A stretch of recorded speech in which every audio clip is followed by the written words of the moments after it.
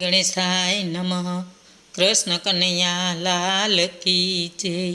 ભાગવત ભગવાનની જય. સ્કંદ ચોથો. પુરંજન રાજાની કથા. પ્રચેતાઓને જ્ઞાન અમૃત પાન કરાવીને ભગવાન શંકર અદૃશ્ય થઈ ગયા.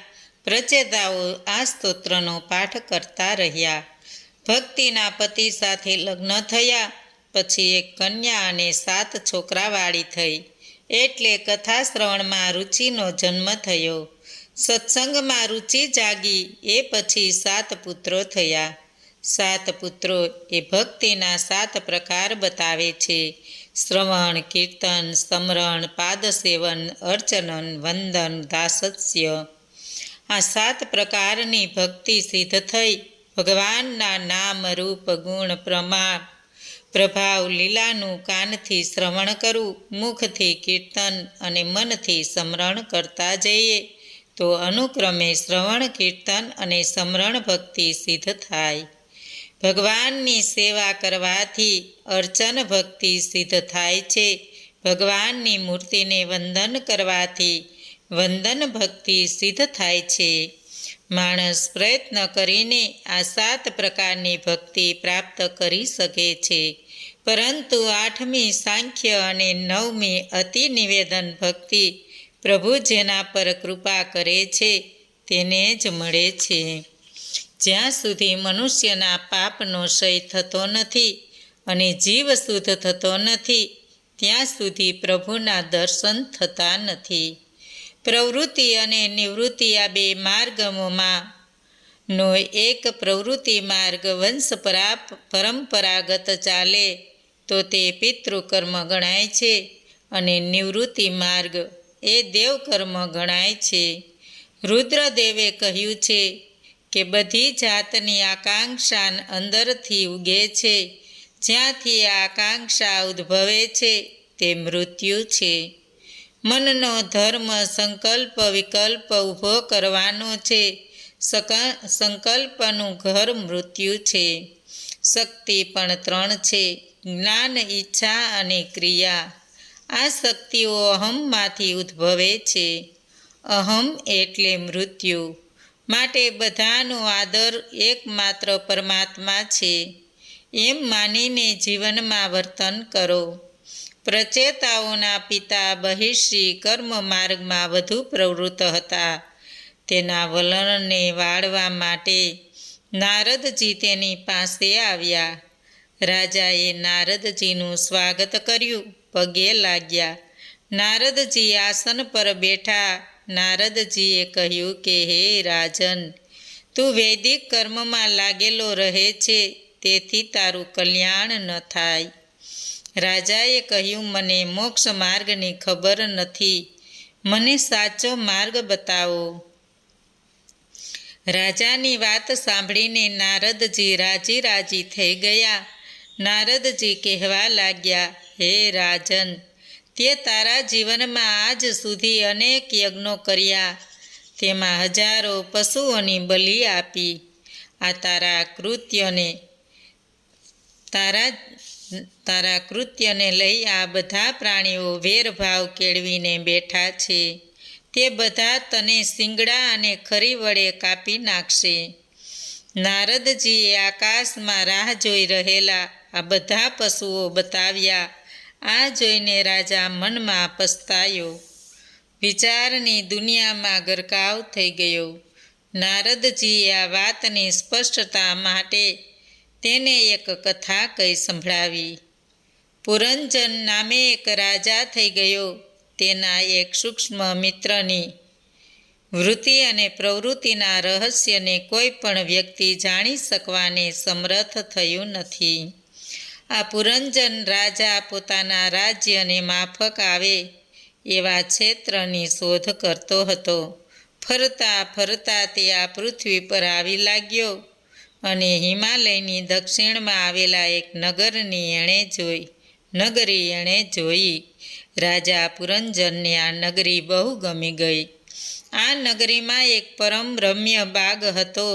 તેમાં તેણે એક અદ્વિતીય સુંદર સ્ત્રીને જોઈ. આ સ્ત્રી 10 દાસી દાસીઓ સાથે બાગમાં ફરતી હતી. 5 માથાવાળો એક સાપ આ સ્ત્રીને સેવામાં હતો, રક્ષણ કરતો હતો. આ સ્ત્રી પોતાની માટે પતિની શોધમાં રખડતી હતી. આ સ્ત્રીને જોતાની સાથે જ પુરંજન તેના પર મોહી પડ્યો હતો. આ સ્ત્રીની વાણી સાંભળી રાજાનું મન તેના પર ચોંટી ગયું. રાજા પુરંજનને તેની સાથે લગ્ન કરવા અંગેની વાત મૂકી. એ સ્ત્રીએ પોતાની સંમતિ આપી અને બંનેએ લગ્ન કરી લીધા. પછી બંને પતિ પત્ની નગરમાં આવ્યા અને તે સ્ત્રીની ઈચ્છાને અનુરૂપ રહીને કામ કરતો. આ રાજા મનુષ્યના સ્વભાવને લઈ પોતાની પત્નીને દિન પ્રતિદિન વંશ થવા લાગ્યો અને તેના ઈશારે નાચવા લાગ્યો. એક દિવસ રાજા રથમાં બેસીને જંગલમાં મૃગ્યા કરવાને ઈરાદે નીકળ્યો અને અનેક નાના મોટા જીવોનો સંહાર કરવા લાગ્યો. થાકીને લોથપોથ થઈને તે મહેલમાં પાછો ફર્યો.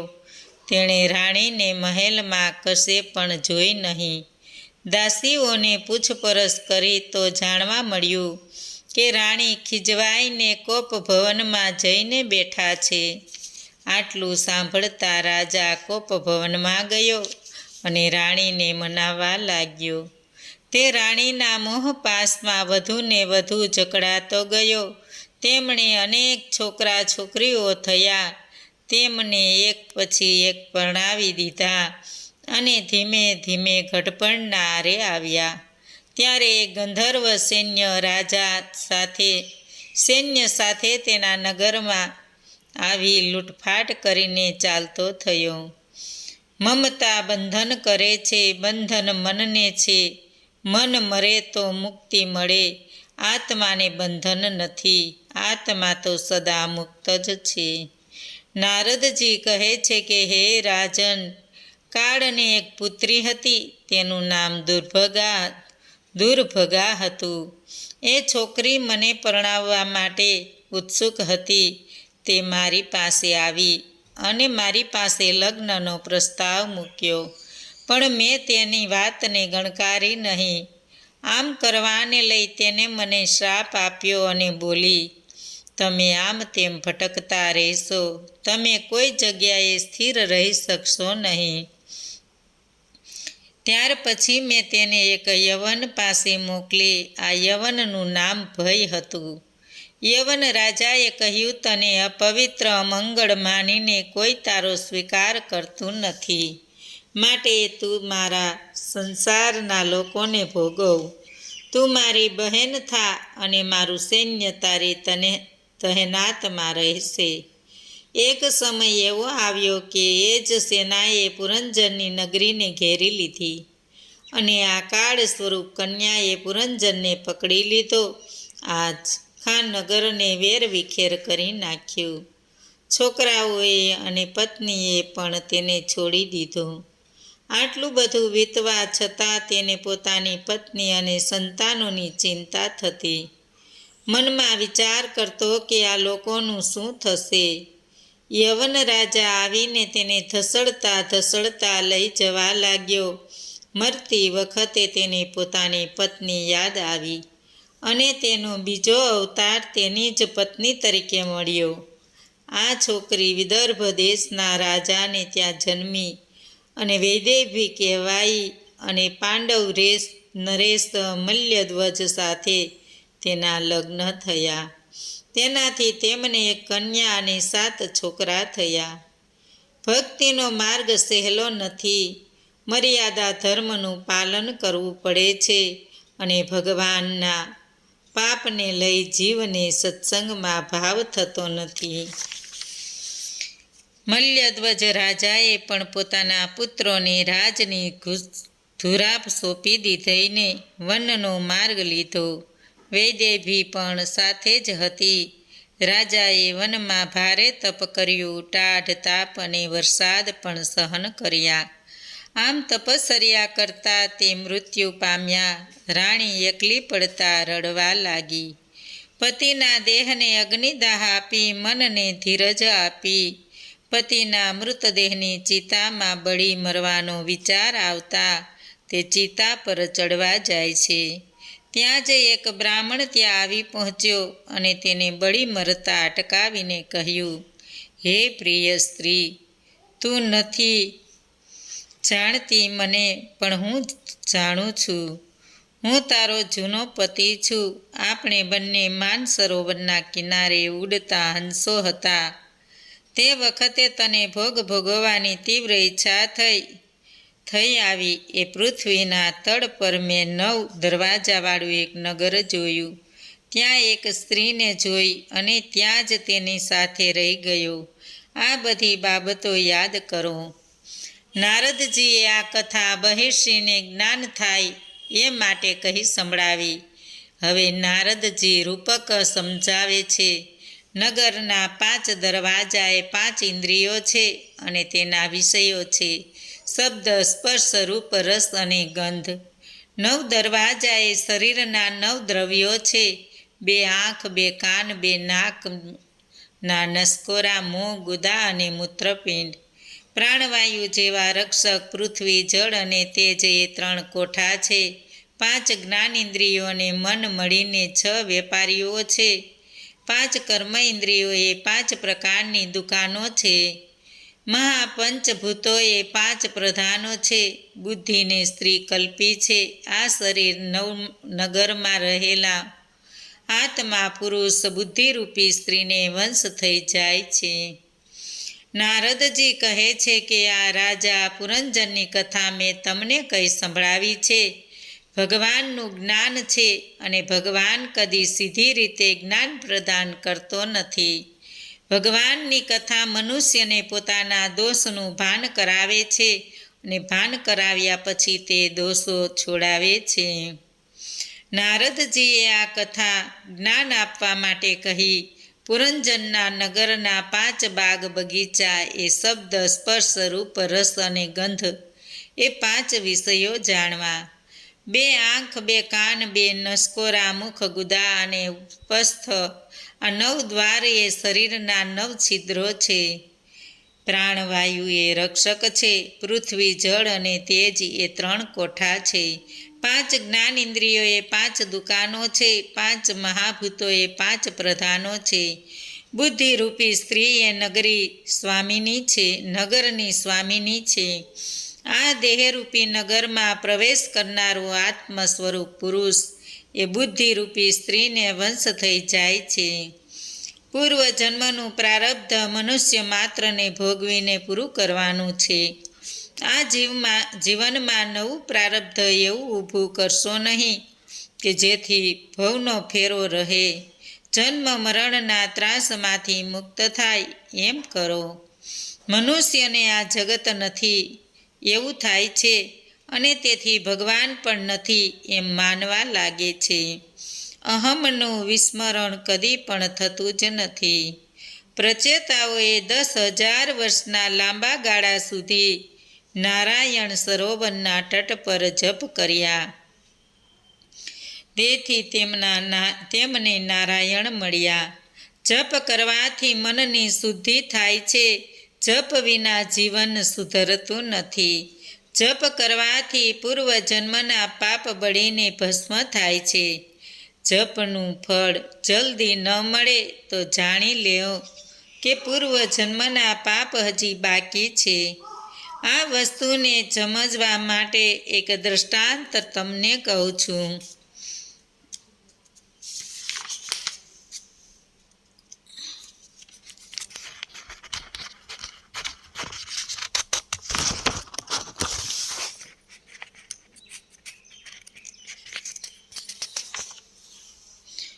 વિદ્યારણ સ્વામી બહુ જ ગરીબ હતા.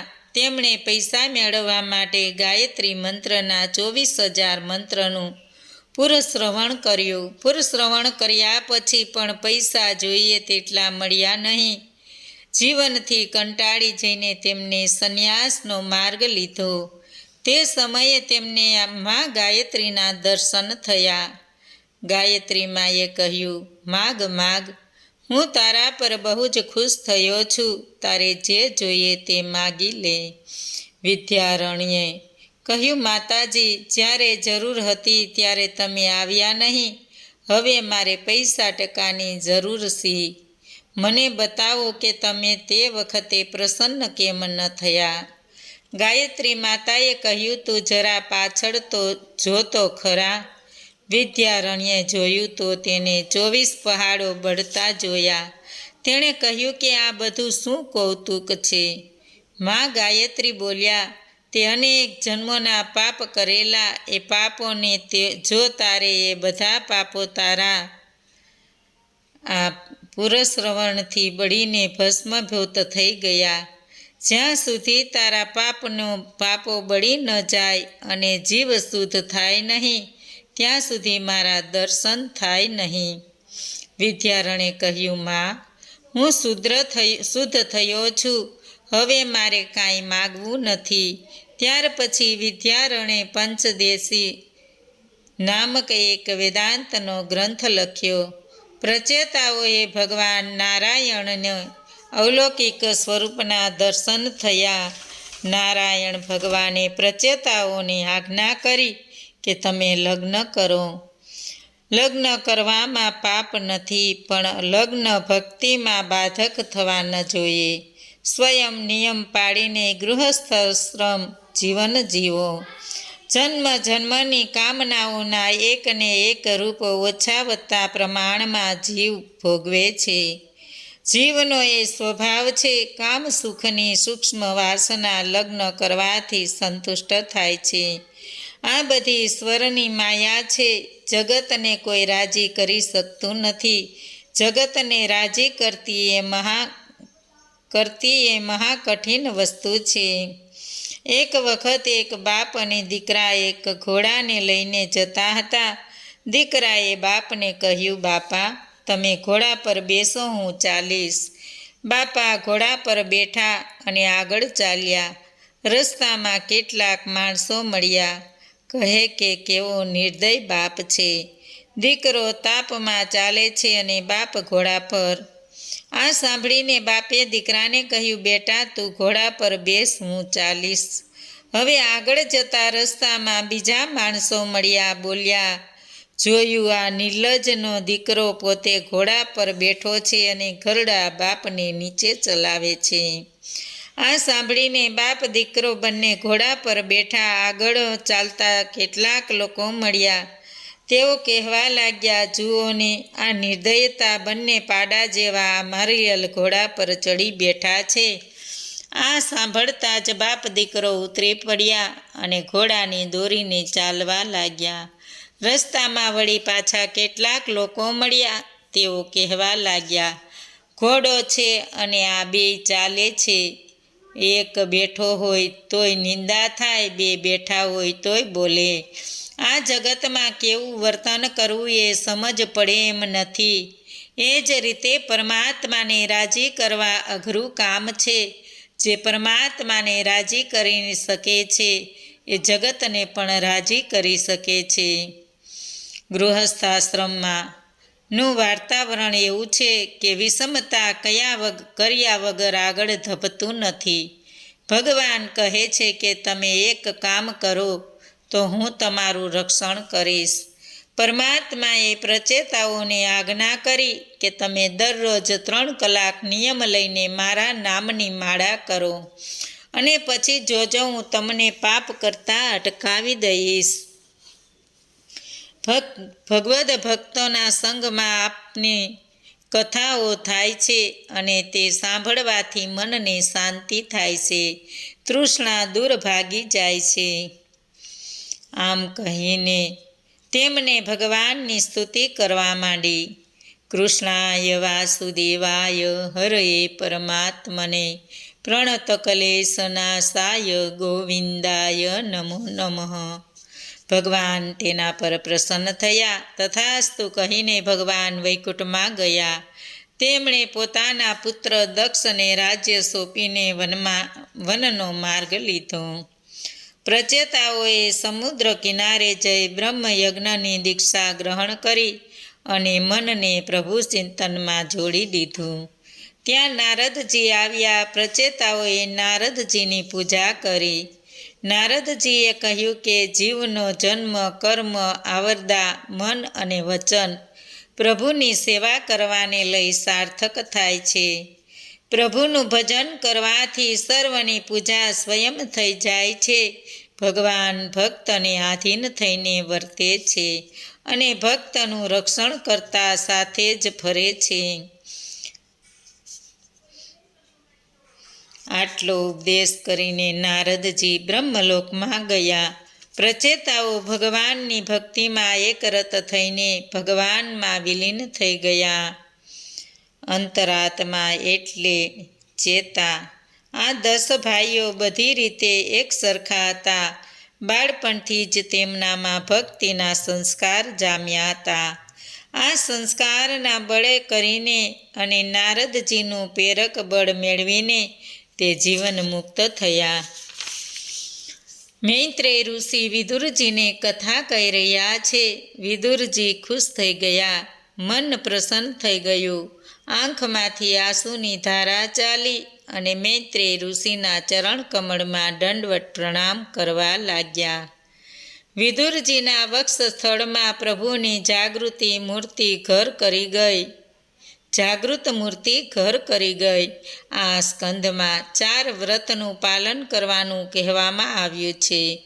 જીવ માત્રમાં પ્રભુને જોવા, સંતોષ ભાવના રાખવી, સાદાઈ ભર્યું સંયમી જીવન જીવવું, ભગવાનની કથા સાંભળવી.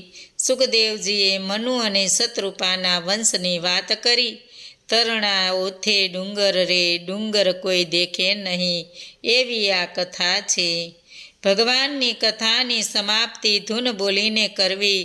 હરે રામ, રામ રામ, હરે હરે, હરે કૃષ્ણ, કૃષ્ણ કૃષ્ણ, હરે હરે.